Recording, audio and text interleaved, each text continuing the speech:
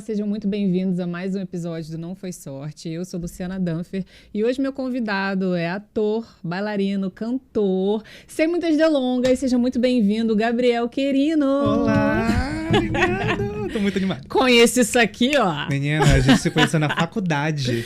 Não tem pouco tempo. Tem mais... Tem uns 10 anos por aí. 10 anos. Não, tem 10 anos. Exatamente, 10 anos, verdade, 2012. 10 anos certinho. Verdade. Quer dizer, ainda vai fazer no... Não, já fez 10 anos, já vai fazer 11. Completou 10 anos. Caraca! Nossa, você me conheceu logo que eu cheguei. Então eu vou falar que eu tenho propriedade para este convite, porque eu conheço um pedaço, né, dos perrengues. Menina, e foi muito perrengue, né? Tipo, a gente tava conversando aqui antes, ela já falou pra eu dar uma segurada no ouro pra não... Né? Tem que contar agora. Falar agora. Mas eu nem lembro como a gente chegou no assunto. Não, você só tava falando que teve um período que você trancou a faculdade e aí você... que tinha vindo do interior da Bahia, pra você, esse baque, assim, foi muito... Sim. E aí você achava que tudo era incrível, e de repente a vida te mostrou que tipo, não. eu tava até pensando várias coisas, tipo assim, sorte geralmente é assim, né? E quando a gente vai entendendo a nossa profissão, a gente vê que é muito não. Então, eu tava pensando muito nisso, né? Porque nunca vi num podcast, a gente pensa um pouquinho no que a gente vai falar pra não falar umas coisinhas erradas. E aí, voltando um pouquinho atrás da história, então é isso, sou baiano, vim de uma cidade de 250 mil habitantes, Itabuna, no sul da Bahia. E lá, tipo assim, tive várias pessoas que me ajudaram muito a entender várias coisas e entender o que eu queria, o que eu não queria, e vim pra cá, pro Rio, pra estudar, pra aperfeiçoar o que eu queria, que era ser ator, que era ser artista. Mas rapidinho, você escolheu ser artista pequenininho? Como é que foi isso, antes de você escolher? Cara, desde pequeno eu sempre tinha meio que essa veia artística. Eu sempre via a vida de um lugar muito lúdico. Minha mãe sempre falava que eu fazia história com as coisas, fazia música, sempre tava dançando. Eu acho que, tipo, eu dancei e andei ao mesmo tempo, meio que isso. E aí, minha mãe sempre foi falando disso e sempre foi dando corda, né? Mas ela achava que era uma brincadeira. Na escola... A mãe sempre tem esperança, né? Exatamente, da gente. Que a gente não pode escolher tem isso. Muita saúde, né? Exatamente. Tá dispersando energia. Com certeza, na festa de família, tá ali, tipo, é exibido, só quer atenção. É. E aí, sempre fazia as coreografias. Não deixa de ser. Com certeza. Eu também não. Pelo amor de Deus, todo artista é um pouco, gosta de né? um palco, é verdade? Porque não faria sentido, porém... Um aplauso é sempre bom. E aí, sempre tava nessa, não sei o quê. E aí, quando cheguei no ensino médio, assim, na verdade no fundamental, tipo, 5º ano, 6º ano, comecei a fazer teatro na escola. Aí eu descobri que o diretor que dirigiu a nossa peça, o Kleber, ele tinha um grupo de teatro fora. Eu falei assim, vou lá, não faço nada de tarde, vou lá ver o que é isso. A vida não tinha boleto. Exatamente, a vida era boa, a gente não sabia de nada. A gente reclamava que queria ser adulto nessa época, hoje a gente só quer voltar. E aí, cheguei, fui e comecei a ver que eu gostava daquilo. Gostava de personagem, gostava de viver, gostava dos exercícios, gostava da vibe da galera de teatro, de muito amor, aceitação e não sei o quê, blá blá blá. E aí, vi assim, talvez eu queira, hein? Talvez eu goste. E aí vinha uma galera falando, não, você é bom, não, dá pra isso. Aí tive uma professora também na escola que me deu bastante força, que foi a Rita Veloso. E ela, assim, mudou a minha vida, que ela me apresentou o teatro, me apresentou os clássicos, porque até então eu tinha conhecimento muito popular, né? Tipo, conhecimento regional. Tipo, eu sei muito da vida cultural ali da Bahia. Eu sabia muita coisa até então. Nunca tinha ouvido falar de, sei lá, Dostoiévski, Shakespeare, Stanislavski. Eu não sabia desses grandes nomes do teatro, que é meio que uma base comum para todo mundo. Então, comecei a estudar lá, comecei a entender o que era isso, o que não era. Aí vi assim, nossa, dá caldo, dá pra fazer uma coisa aqui, dá pra trabalhar com isso. E aí, no 3º ano, eu sempre fui muito CDF. Sempre fui muito CDF. Nerdzão. Muito nerd. Sempre tirava muito notas boas. No meu colégio tinha, tipo, ranking, que você ficava em lugares. E eu sempre tava lá pra cima, tipo, nos 10, nos 15, e numa escola que, tipo, só na minha turma tinha 35, 40... Para cada turma era 200 pessoas, 300 pessoas. Então ficar ali entre os 15 era muito bom. Ainda mais para eu que já queria ser artista. Essa galera, tipo, tava prestando para medicina, advocacia, engenharia, que são lugares que exigem um conhecimento... Bastante estudo, né? Bastante estudo de outros lugares, né? E aí, no 3º ano eu falei assim, eu não quero isso mais não. Conversei com minha mãe, falei, vou fazer vestibular, na época já era Enem. Vou te dar o respaldo do seu investimento em mim, tipo, vou passar em federais, vou te dar o peso retribuído do que você investiu em mim todos esses anos. E aí prestei, passei em algumas federais, mas falei, não é isso que eu quero. Quero ir pro Rio de Janeiro para estudar. Nesse meio tempo, conheci algumas pessoas aqui do Rio, conheci algumas escolas, e conheci a Cal, que foi onde a gente se conheceu.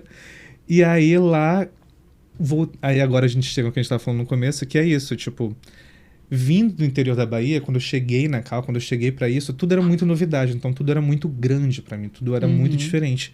E aí eu comecei a ver os grandes nãos, tipo, não, você não é um grande ator ainda. Não, você não pode ter tanto sotaque. Não, você não pode ser isso. Não, você não pode ser aquilo. E aí eu fui me deparando com os nãos já no começo, assim, os nãos dos bastidores, né? Os nãos do que não pode ser pra ser ator, pra ser artista. E isso 10 anos atrás tinham muito mais nãos do que hoje. Então, foram muitos nãos. E para um garoto de 17, 18 anos que tinha acabado de sair do sul da Bahia, sozinho no Rio de Janeiro, foi tipo assim, tá. Então não tem lugar pra mim? É tipo isso, eu senti o peso. Eu tive que fazer fonoterapia pra perder o sotaque, tive que ir pro dermatologista porque eu tinha muita espinha, mas era normal pra um menino de 17, 18 anos. Mas pra época me falavam, faz A, eu com certeza vou fazer A, vou fazer B, vou fazer C.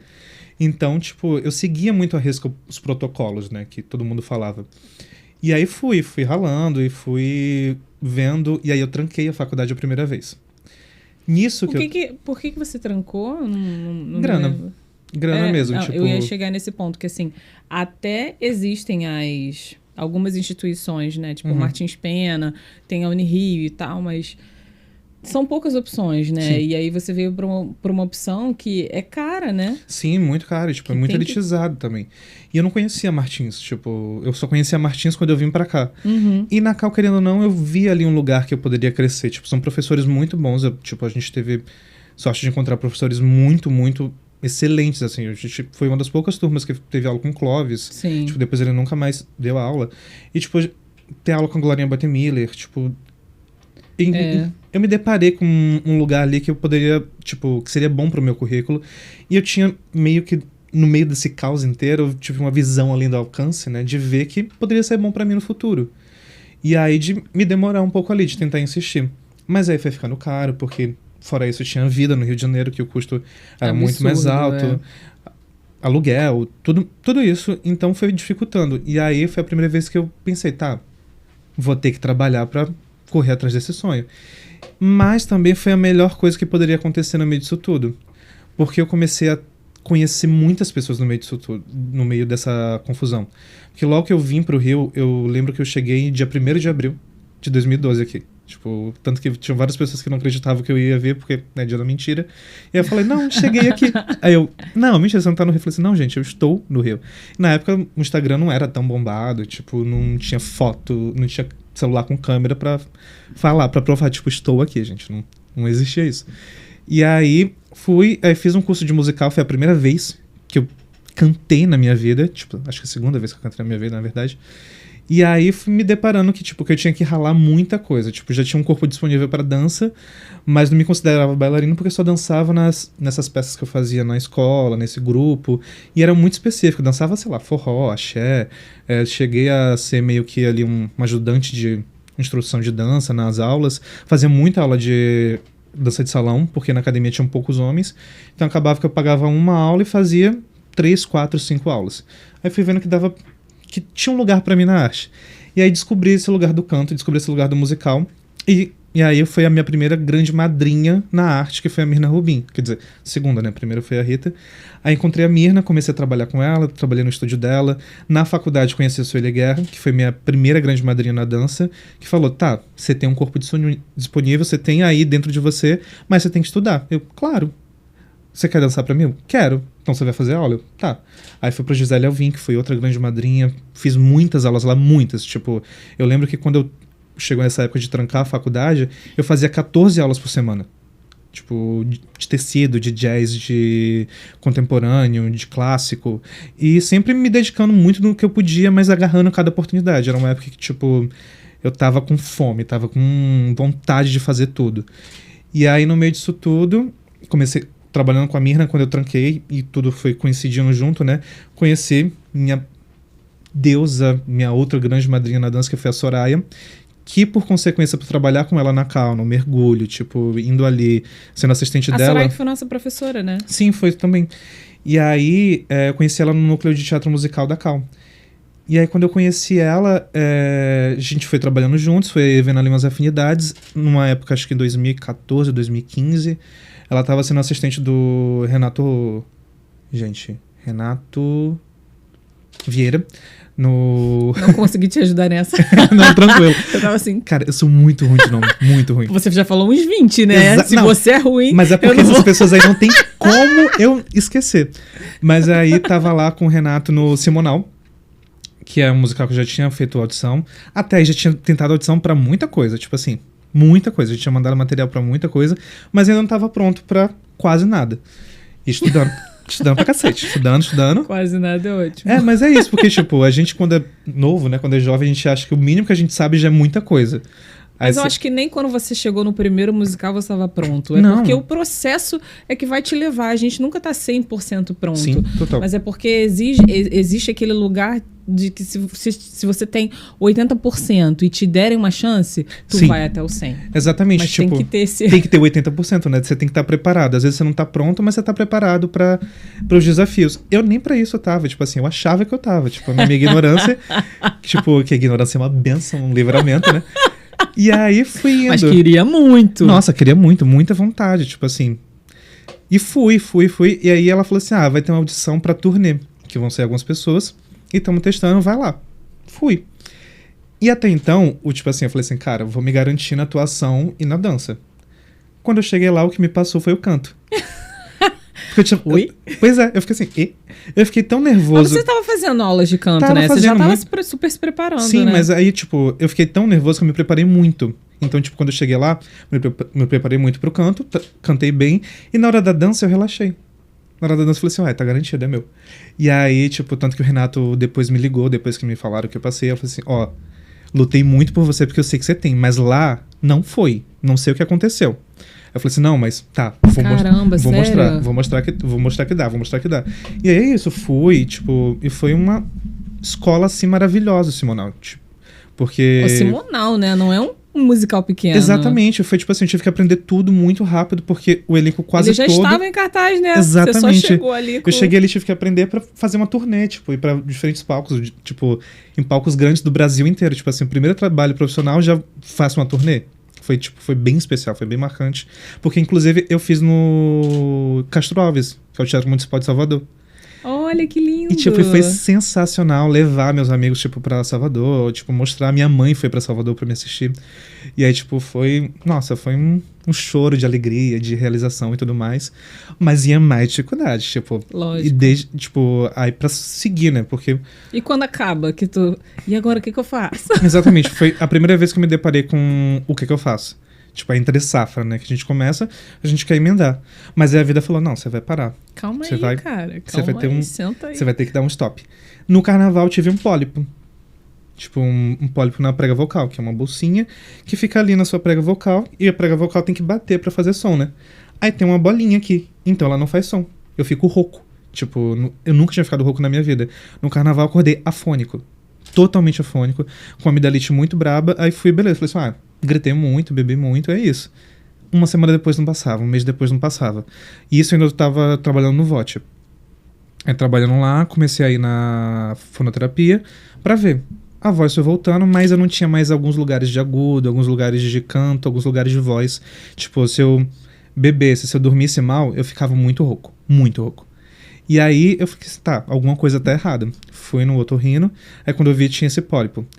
E aí eu tive uma sorte bem específica, que esse meu pólipo, ele tinha um capilar que alimentava ele.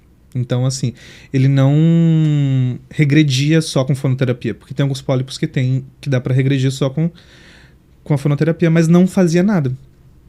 Aí fui eu e a Lu Oliveira, tipo, porque o médico na época ele falou assim, mas vamos ver. Tem esse capilar aí, mas bora tentar. Fiz um mês de pré-operatório pra tentar não fazer a operação, pra tentar só com fonoterapia, mas aí a gente viu que não ia mesmo, uma hora ele ficava duro, ele ficava mole, por isso que eu tinha essas oscilações na voz. E isso na época eu tava fazendo uma prática de montagem no Seften, com Matilda. E tava trabalhando que nem um maluco, não sei o que, pra, tipo, é isso, porque queria minha vida, precisava pagar as coisas, queria, tipo... me profissionalizar, tipo, ter mais ferramentas, me preparar melhor. E aí teve isso. Eu falei assim, tá, beleza, algo tá me dizendo pra parar. E aí fui fazer a fonoterapia. E aí tudo que eu tinha feito logo que eu cheguei aqui, que foi perder o sotaque, deixar minha voz mais grave, porque eu tinha um problema com... Eu não aceitava a minha voz. Várias vezes ligavam pra mim e era tipo, oi senhora. E eu tipo, não é isso que eu quero. Rolava uma homofobia, tipo, eu ainda não era assumido. Tipo, outra coisa que a arte me falou não, mas foi um não bom. É tipo, você não pode ser o que você não é. Tipo, você tem que se assumir, você tem que, tipo, ver quem você é, você tem que se conhecer. Tem que saber quem você é, né? Exatamente, tipo... A sua identidade, pra ninguém mexer na sua identidade. Exatamente, né? Porque no teatro que eu fui... aqui no Rio de Janeiro que eu fui entender que eu era uma pessoa negra. Aqui que eu fui me assumir como gay. Aqui que eu fui me entender como um ser artista, tipo, que... Depois de anos atrás, na verdade, tipo assim, acho que 2 anos atrás, depois da terapia, que eu vim entender que a arte, a cultura que eu renegava, que era a cultura popular, ela é tão rica quanto eu saber quem é Stanislavski, quem é Grotowski, quem é, tipo... Conhecer os clássicos é tão importante quanto saber a minha cultura regional. E é o meu, tipo, é o meu ponto forte. O que eu tenho, tipo, é a minha raiz. E aí, voltando ao Pólipo, quando eu fiz a fonoterapia, ela falou assim, tá, essa coisa que você fez de perder o sotaque pode ter te atrapalhado um pouco no canto em algumas coisas, mas não foi nada, tipo, de saúde, né? Tipo, a saúde não foi comprometida. Mas o lugar de falar grave, sim.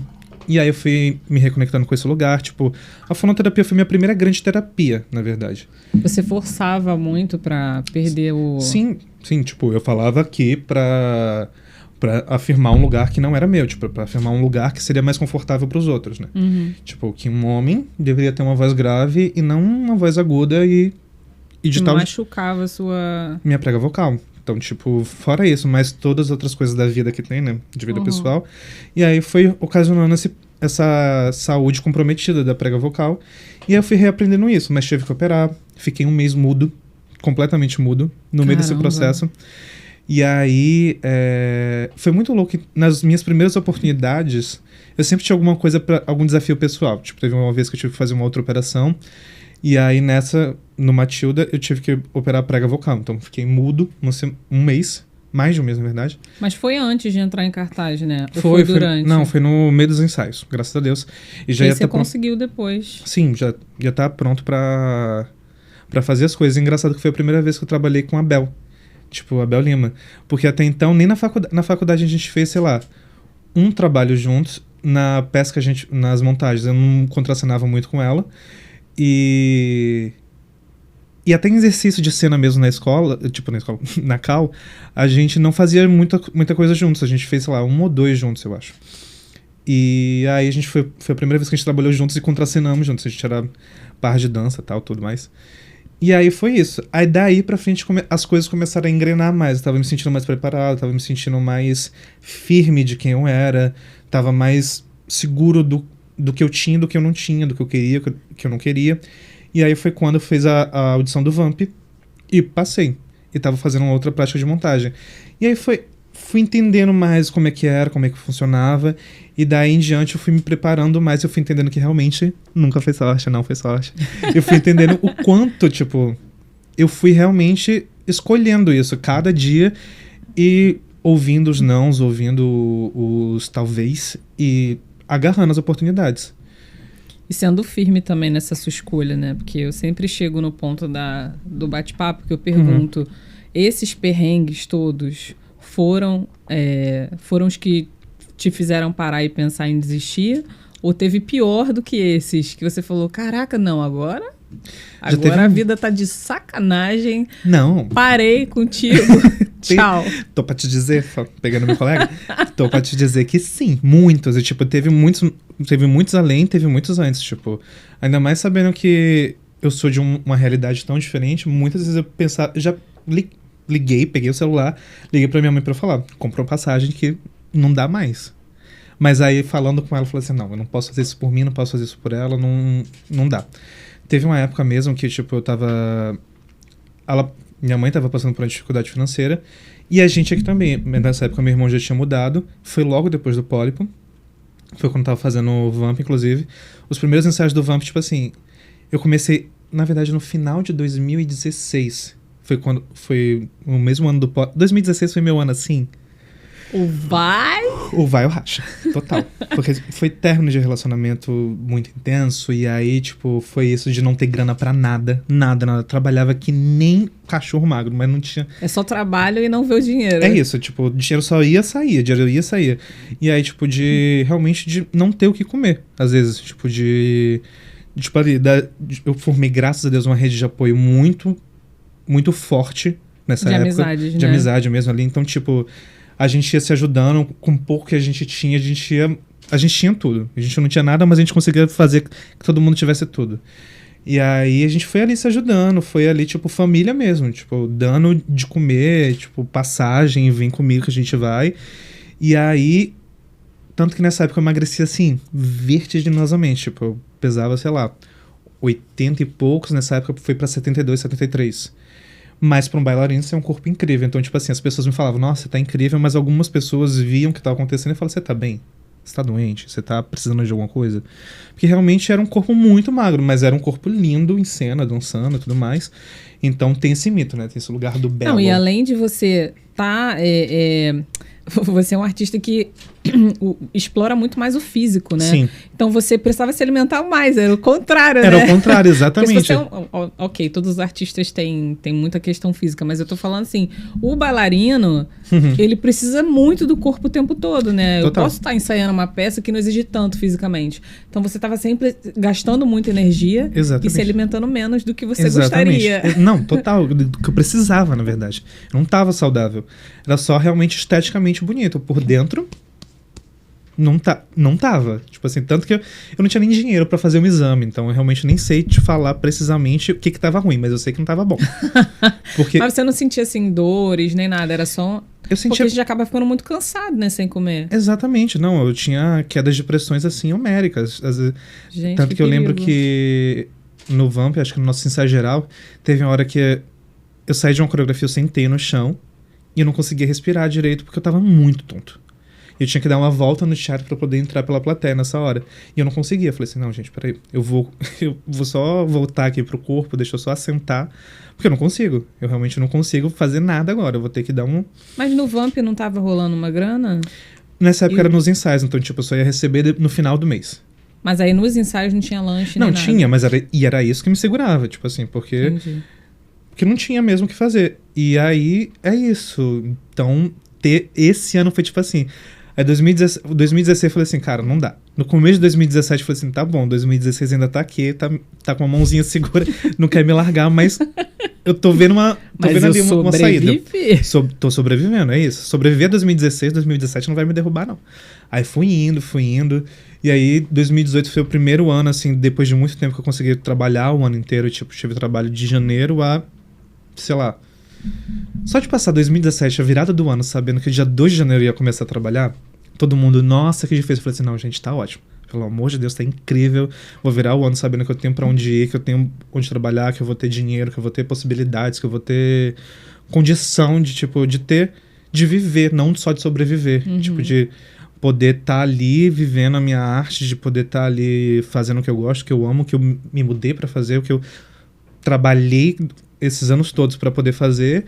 E vamos lá, vamos entender, né? Vamos querer. Então, fui indo nessa e graças Depois a do Deus... Vamp, você foi pra qual musical? Que eu já não sei mais. Eu fui pro Peter Pan, que foi lá em São Paulo. Que legal. Sim. E aí eu sei que nesse meio você também gravou alguns comerciais, né? Sim, no meio... Dava uma salvada, né? Nossa, no meio disso tudo eu entendi a publicidade. Porque até então, eu me achava uma pessoa feia, não me entendia, não me achava interessante. Então, tipo assim, nunca pensei que eu poderia ser, tipo... Um perfil, garoto propaganda de qualquer coisa. Tipo assim, nunca pensei na minha vida. Me entender como pessoa negra foi melhorando isso. Eu fui entender, eu falei assim, tá, então meu referencial de beleza tem que mudar. Tipo, eu tenho que estudar mesmo isso. Eu tenho que entender o que é bonito dentro da minha realidade. E aí fui realmente me educar, fui racializar meu olhar e tudo isso.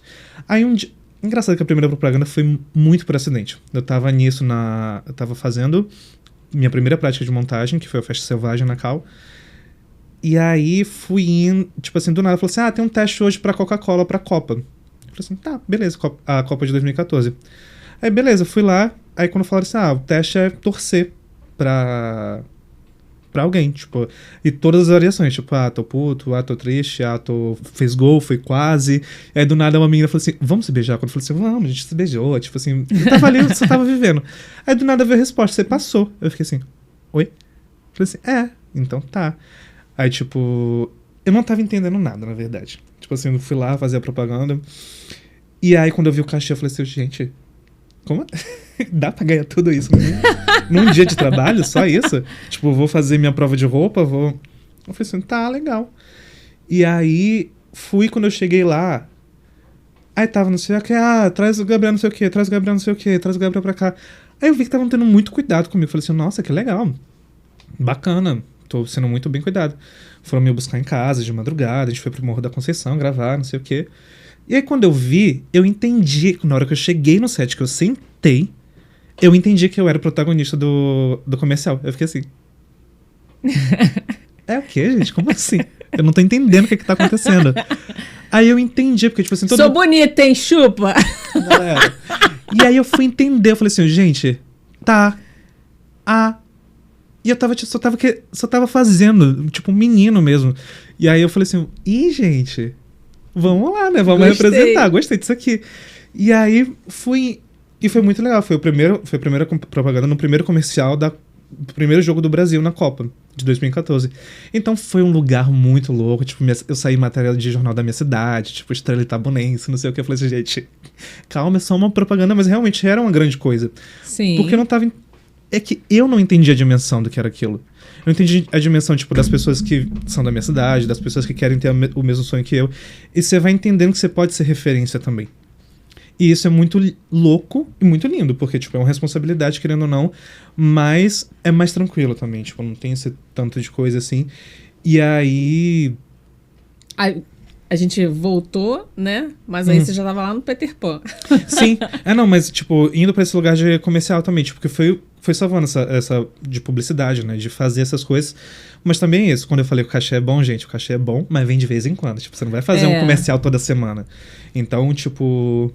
É um cachê bom, mas que talvez você vai ter que segurar esse cachê durante 3, 4 meses. E eu não entendia isso na época, né? Então, tipo, vinha... Saía gastando. Vamos gastando. É isso. E aí, também ninguém ensinou a gente isso, né? Não, a gente não tem educação financeira, né? A gente não tem. Eu sempre não, mas alguns artistas, a gente tem esse papo, né? Porque parece que vem de casa, ou parece que vem de uma influência, né? Mas nunca na escola, nunca numa instituição assim, olha, aprenda a lidar com seu dinheiro de uma forma tal. Não tem nada disso. Então a gente se vê... muito sem grana, tem que ficar muito sem grana pra entender que quando a grana vier, você não pode ser um maluco sem noção que vai gastar tudo. Não, e fora que, tipo, às vezes tem que ficar muito sem grana durante muitas vezes, porque você não entende também. Às vezes, porque vai variando, né? Porque quando é publicidade, você vai entender que aquilo não vai entrar tão cedo. Mas quando você fecha um contrato de musical, você fala assim, próximo mês vai cair na conta de novo, então tá tranquilo. Então, depois do Peter Pan que eu fui entender que, tipo, eu tenho que guardar, eu tenho que entender, às vezes eu não vou emendar um trabalho no outro. E é nessas entre-safras que a gente vai entendendo como é que funciona o negócio, né? Porque, tipo assim, o Peter, a gente ia fazer de janeiro a junho ou julho em São Paulo, e depois a gente já ia vir direto pra São Paulo. Mas tem muitas coisas, tem patrocinador, tem pauta, tem elenco... Muita coisa pode acontecer nesses meses, né? Então, não fechou, não foi direto. Mas aí eu tive a sorte, aí foi sorte mesmo, de o Vamp fazer turnê. Então eu emendei a turnê do Vamp nisso. Aí rolaram alguns trabalhos aqui e ali também. Aí fiz uma outra campanha no final do ano pra Coca-Cola de novo. Tipo, foi a segunda vez que a Coca me salvou. E aí... fui assim... Aí voltou pro Peter Pan, né? Porque teve aí a pausa, né? Isso, aí o Peter veio pra cá, pro Rio. Mas teve um começo de ano, tipo, meio... o que vai ser agora? O que vai rolar? O que vai rolar? O que vai rolar? Aí teve o Peter de novo. E aí foi Dancing Days. E aí também no meio desse caminho aí entrei no Grandes Músicos pra Pequenos, que é a iniciativa do diretor um dos diretores do Vamp, que é o Diego, junto com o Pedro Henrique, que eles têm uma iniciativa que é muito legal de... pegar grandes nomes da música brasileira e apresentar para crianças num espetáculo infantil. Eles já fizeram Braguinha, já fizeram Gil e Caetano, já fizeram Elza. É um projeto muito legal. E aí eu fui substituir o Orlando fazendo Gil. Então foi tipo assim, ih, gente, que legal. Aí fazer um infantil, um musical infantil é outra resposta, é outro lugar. Porque o Peter é infantil, mas é um infantil, tipo, o infantil da Broadway, um infantil que, tipo... mais elitizado. Um adulto vai gostar, uma galera vai gostar. Eu nunca tinha feito nada pra criança mesmo, tipo, pra o público especificamente infantil. Tipo, até tinha feito, mas só que não era nesse lugar também, desse cuidado e tudo mais. E aí, eu falei assim, gente, isso é legal também.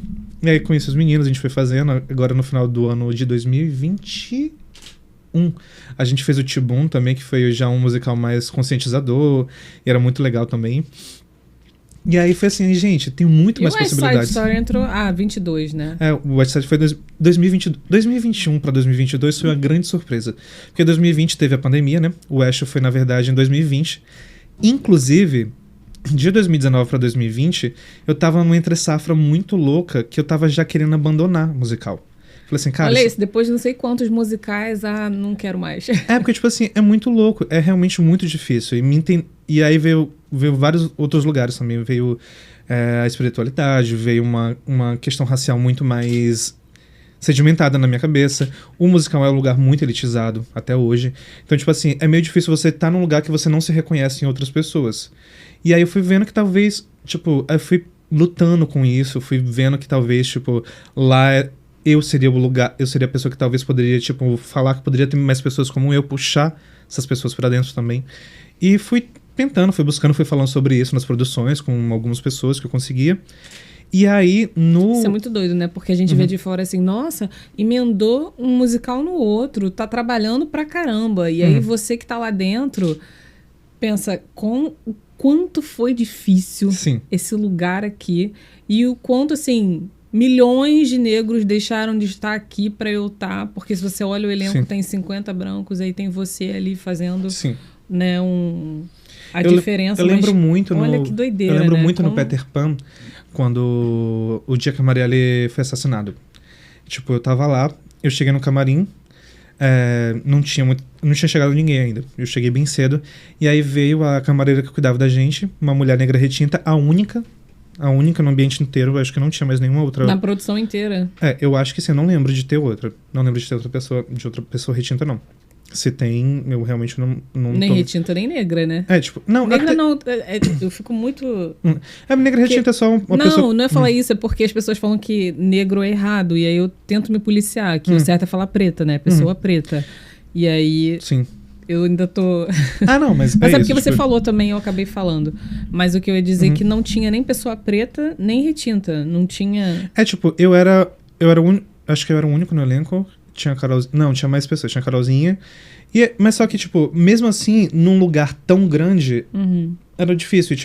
E a gente tá falando ainda de 2018. Tava ficando mais intenso esse debate. Tava ficando mais...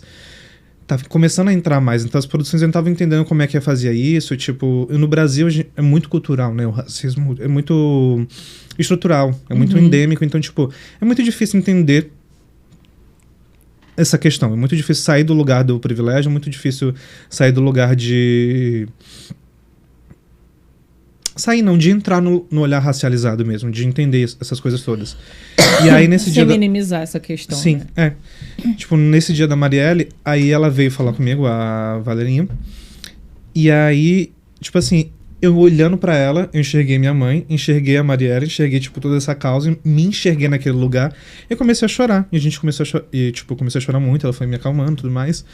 E aí foi esse lugar meio, tá, vamos lá. Então, eu tenho, mais do que nunca, sempre entendi o ator, o artista, como um ser de lugar social mesmo. Tipo, se a gente não tá indo pra transformar uma pessoa, mesmo que seja pra ela dar risada, mesmo que seja pra ela esquecer os problemas, a gente tem um papel social, a gente tem um papel de agente social ali, né? De propósito.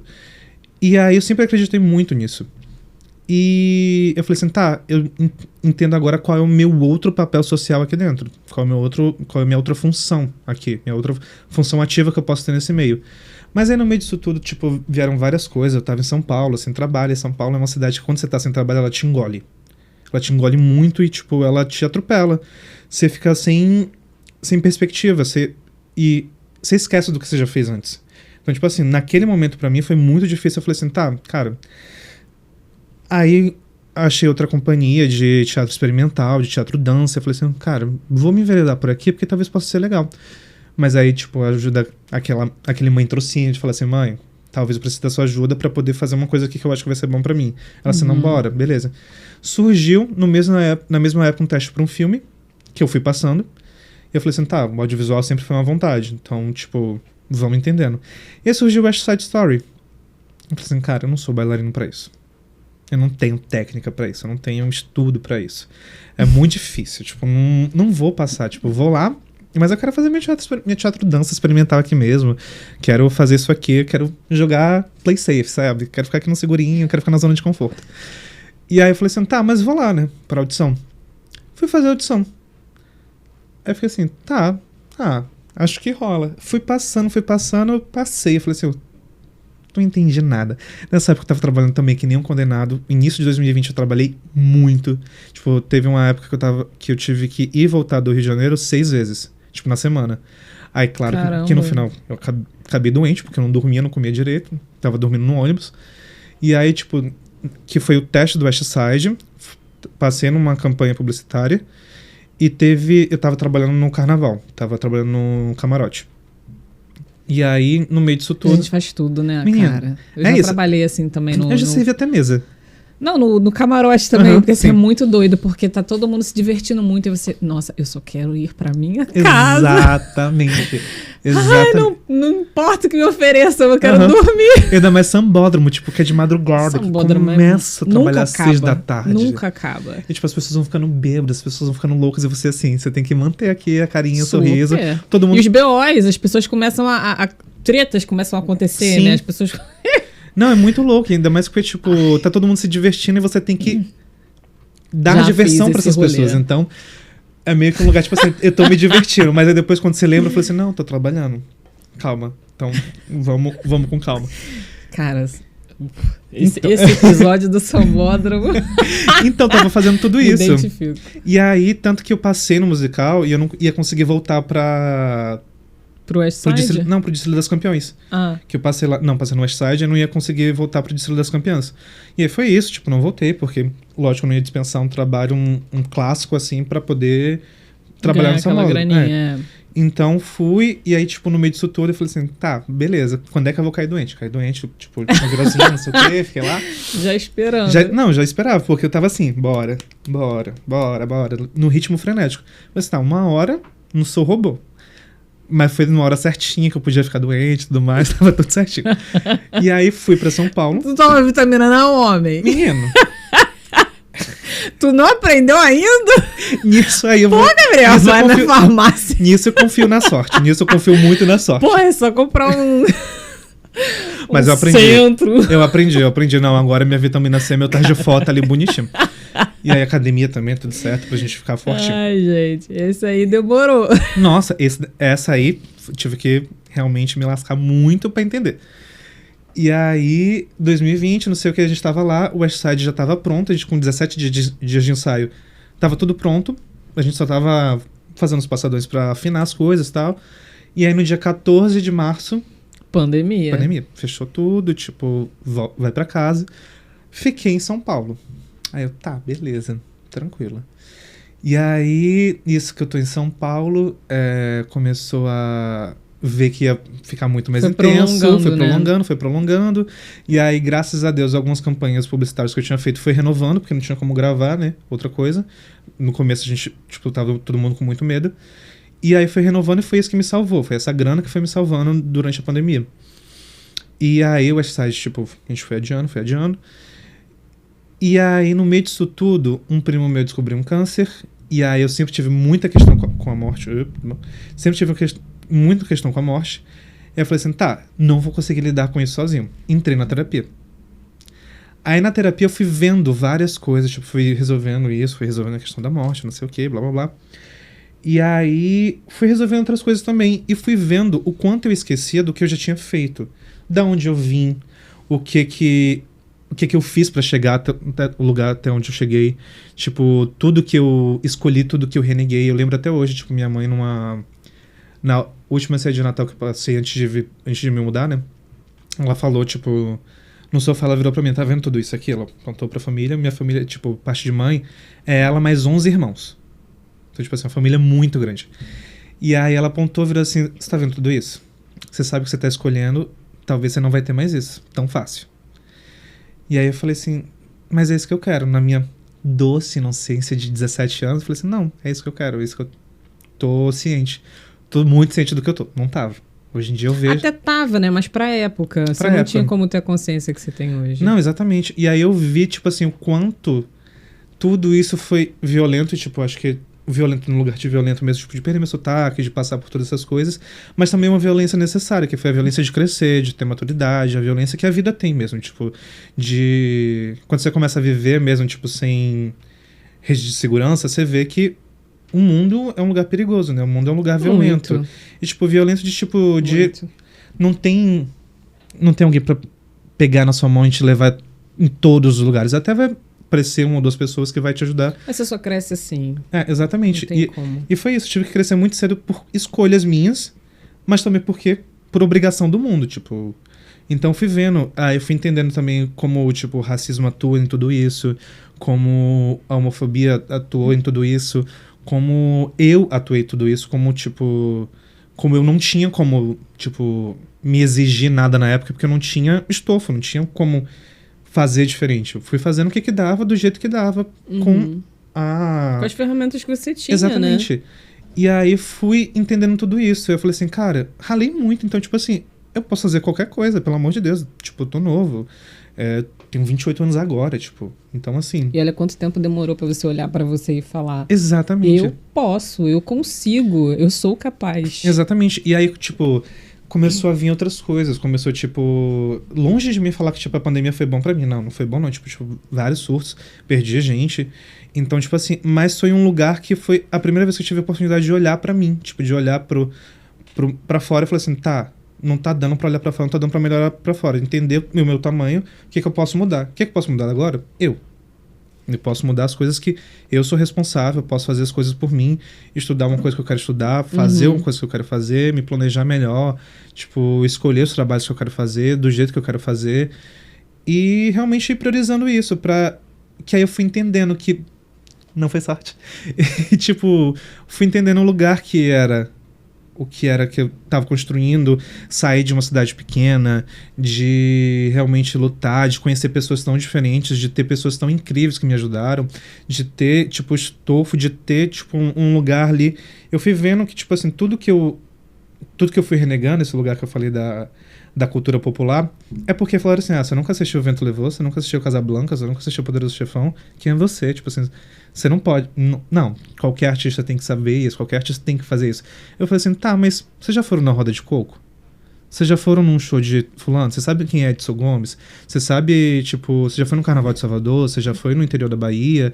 Você conhece alguns lugares do Brasil? Você conhece tal cultura? Você já estudou sobre isso? Você já estudou ritmos brasileiros? Você sabe, tipo... E aí eu fui vendo que, tipo, o que eu tenho... Ai, desculpa. Não, pode falar. Não, é porque... Eu queria te cortar, que droga. Não, tranquilo. É porque eu fui entendendo que o que eu tenho também é caro, o que eu tenho também é precioso. Super. Tipo... O que eu ia falar é que o valor que você dá, o que você tem, não diminui o que o outro também sabe, o que o outro também tem. É só juntar, não precisa falar que, porque você não sabe isso, você não... Quem é você? Porque a gente junta as coisas, né? É tão valoroso quanto, né? Sim, porque, tipo, na arte tem muito um elitismo intelectual, né? Tanto que a gente vê aí falando que funk não é música, funk não é cultura, que o axé mesmo, tipo, passou muito por isso. Essa demonização no começo do axé era tipo, não, isso não é música, isso não é arte, isso não é cultura. Mas hoje, tipo, o axé exportou muita gente pra fora. O funk é uma cultura que exporta muita coisa pra fora também. Exportar, no caso, pra fora, né? Mas aí, tipo, a gente foi... ver, tipo, esse lugar, tipo, de desmascarar isso, de, tipo, cortar essas paradas que falam pra gente que tem que ser, que, tipo, que tem que acertar, tem que fazer isso, tem que fazer aquilo. Às vezes não tenho, tipo, minha história vai ser diferente e eu posso chegar num lugar parecido que o seu, mas não é porque eu sou melhor ou sou pior. É só porque meu caminho é diferente do seu. Mas... Sim, e você tem que respeitar a sua história, seu processo, respeitar o caminho que você tomou pra chegar até aqui, né? Sim. E eu acho que... Na verdade, eu queria te pedir uma coisa, assim, a pedinte. Mas é uma coisa boa, que várias vezes durante nosso bate-papo aqui, você falou assim, aconteceu isso e eu não entendi nada, aconteceu isso e eu não entendi nada, porque era tudo muito surpreendente para você. Então, a próxima vez que algo grandioso acontecer na sua vida, você pode falar, eu entendo que está acontecendo isso. Sim. Eu sei exatamente por que está acontecendo isso. Porque eu mereço, porque eu busquei, porque eu tô nesse lugar, porque é o meu lugar. Sim. Então, acho que você chegou no momento que não existe isso de não entendi nada. Sim. Você não entendia realmente porque foi muito, né? Foi muita porrada. Foi, exatamente. Mas não precisa ser algo grandioso, assim. Tudo que chegar na sua mão foi... Óbvio, eu acredito sempre na bondade de Deus, né? De nos dar oportunidades. Sim, total. E da gente reconhecer que nós somos privilegiados, assim, naquele momento que a gente tem algo grandioso. Tô falando de coisas pequenas até, né? De uma casa, de uma família, de um apoio, né? Não tô falando só de oportunidades grandes, não. Sim. Mas tem aquilo, né? Da gente saber que o quanto a gente batalhou, o quanto a gente sofreu, os nossos bastidores que ninguém conhece. Sim. E isso eu acho que já tá mudando um pouco, na verdade. Tipo, naturalmente tá mudando, muito por conta da terapia também, por conta desse momento. Eu fui entendendo também o valor do perrengue. Eu falei assim, cara, eu tô entendendo até porque eu tô passando por isso. Tipo... É o processo. Sim. 2021 pra 2022 mesmo, tipo... De novembro de 2021 até agora, eu não parei. E eu falo isso com muita alegria, mas também com cansaço muito sincero, porque mas é um cansaço bom, né? Um cansaço que eu tô entendendo ele, que eu tô agradecendo ele, porque assim, foram muitas oportunidades incríveis, foram lugares maravilhosos que eu fui entendendo. Tipo, hoje em dia tem uma maturidade de falar assim, não, tá, isso aconteceu por isso tá acontecendo porque lá atrás eu tinha essa dúvida, isso aconteceu porque eu tinha que passar por isso tá acontecendo porque eu agora consigo fazer isso. Então foram oportunidades muito incríveis, principalmente em 2022 eu passeei, na verdade, em diversos lugares muito incríveis, que foi tipo ser assistente de direção em movimento e coreografia de um espetáculo muito grande circense, que era um universo que eu pouco conhecia, de estar numa comissão de frente de novo no carnaval, de estar fazendo um West Side Story, que a gente estreou, de estar numa série da Disney Plus, tipo assim, foi um lugar que tipo... pareceu sorte, mas eu falei assim, não. Depois eu entendi, eu falei assim, cara, eu batalhei muito pra chegar até aqui. Tipo, foi muito suor, sangue e lágrima pra entender isso. E é tipo... Você sabe o seu sacrifício que você perdeu, né, pra... Sim. E até agora mesmo, Mamma Mia, que foi tipo um musical que não teve audição, de pessoas que viram meu trabalho, reconhecem tipo o valor dele, reconhecem a importância de eu estar ali, ou então tipo só reconhece o valor do meu trabalho pra estar ali mesmo. E isso é muito caro pra mim, isso é muito legal de ver, de olhar que, tipo, nesses 10 anos que eu tô aqui no Rio de Janeiro, desses 10 anos que eu tô longe da minha casa, esse investimento que eu tenho feito, cada ano, cada dia, cada lágrima, cada suor, tá valendo a pena, tá gerando frutos incríveis, tipo, tá gerando frutos concretos, que eu olho e falo, cara, isso aqui é por conta disso. Isso teve mão dessa... Desculpa, amor. Isso teve mão dessa pessoa. Tipo, eu não cheguei sozinho, eu tenho plena certeza disso. Acho que desde muito cedo eu percebi o valor de comunidade, o valor de viver em comunhão. Eu já morei na casa da minha avó com 10 pessoas, tipo, então já vi desde cedo o lugar caro de viver em comunidade. Isso é muito legal, isso é muito bom. Gabriel... Falo muito, né? Não é isso. Mas você tem que falar, eu te chamei aqui pra isso. Eu queria dizer que eu tô muito feliz da gente ter tido esse encontro, de bater papo, de conhecer um pouquinho mais dessa jornada, né, por trás, né, o que aconteceu. Muito feliz mesmo. Eu também. Gente, o Gabriel tá em cartaz, tá? O Gabriel está pausinha pro carnaval, mas o Gabriel está em cartaz com o Mamma Mia, que é um musical gigante, lindo. E quero te agradecer. Tenho certeza que tudo que você falou, expôs, se abriu aqui, vai inspirar, encorajar outras pessoas. Por ser você, por ser quem você é, por ser a pessoa que chegou até onde chegou e vai chegar em outros lugares. Amém. Pela sua história, né? Porque você deu valor a quem você é, você entendeu sua identidade, entendeu seus processos. E acho que é isso. A gente precisa nos conhecer dar valor a isso e buscar os nossos caminhos, entendendo que é isso que a gente quer. Sim. Porque não adianta querer o do outro. O que é nosso, é nosso. A gente precisa entender isso. E dá um jeito de chegar na gente sempre, né? É isso. Não por isso, mas eu tô falando de uma escolha, assim, de... Que às vezes o outro parece tão legal, né? Sim. Porque o outro só vai te mostrar coisas legais. Sim. No seu Instagram tem coisas muito legais. E é muito bom que a gente veja todas as suas conquistas. Mas esse espaço aqui é justamente pra gente ver que a batalha, ela é inevitável, né? Os nossos BOs, nossos... Não, isso é muito importante caos. que você faz, realmente, porque é uma frase que a gente fala muito, mas realmente é verdade, tipo, porque muita gente vê o glamour, né? Vê o lugar que... E a gente só quer mostrar o glamour, né? Eu não quero mostrar pra você que acontece 5 horas da manhã, quando eu tô acordada. Eu não quero chegar aqui, que é o meu espaço onde eu faço a minha arte, e eu tá acabada, estragada, sabe? Sim. Não é isso que eu quero. Por mais que seja um lugar da gente mostrar que não foi a sorte, mas a gente quer sempre mostrar o melhor. Lógico. Então, até pra encorajar, né, quem eu vê vou ter um depois. Instagram só de coisas ruins, sabe? Sim. Ninguém quer isso. A pessoa vai morrer de depressão. Sim. Mas é importante, seu espaço que você promove é muito legal. Eu fiquei muito feliz com o convite mesmo. Imagina. E de te Obrigada encontrar, mesmo. bater esse papo também, depois de alguns anos. Você tá lindo. Obrigado. Mais do que antes. Porque obrigado. tá... Esses cabelos aí maravilhosos, Cresceu a pele de gente rica. Tudo troco, gente. Batendo cabelo. Muito obrigada, meu amor. Que você voe ainda mais alto. Amém. Tá? Gente, sigam o Gabriel Quirino no Instagram e... Não sei, acho que ele só usa o Instagram mesmo. Eu uso o Twitter também, mas eu só falo coisas nada a ver. Então Instagram. E sigam a gente também no YouTube, no Spotify. Assistam o episódio, compartilhem. É sempre muito bom que esses episódios sejam compartilhados e que vocês conheçam cada vez mais a história dos nossos convidados. Um beijo, até o próximo Não Foi Sorte. Beijo.